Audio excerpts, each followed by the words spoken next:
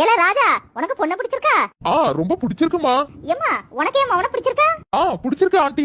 சரினே, ரெண்டு பேருக்குமே ரொம்ப பிடிச்சிருக்கு. மத்த விஷயங்களை பேசிடுவோமா? சரிங்க. நான் ஒண்ணு ரொம்பலாம் எதிர்பார்க்கல, பாத்துக்கிடுங்க. மொத்தத்துல ஒரு 50 பவுன் நகை, ஏன் அவனுக்கு ஒரு பைக், கையில ஒரு 5 லட்சம் ரூபாய் கொடுத்துருங்க. அவ்வளவுதான். சரிங்க, நீங்க சொன்ன மாதிரியே நாங்க எங்க பிள்ளைக்கு செஞ்சிடறோம். ஆண்டி, இவ்வளவு நேரம் நீங்க பேசுனீங்க, நான் ஒரே ஒரு வார்த்தை பேசிக்கலாமா? சொல்லுமா. ஆண்டி, இப்போ ஒரு கடைக்கு போய் காசு கொடுத்து பொருளை வாங்குறோம். பொருள் வாங்கினதுக்கு அப்புறம் பொருள் கடைக்காரனுக்கு சொந்தமா இல்ல வாங்கினவனுக்கு சொந்தமா?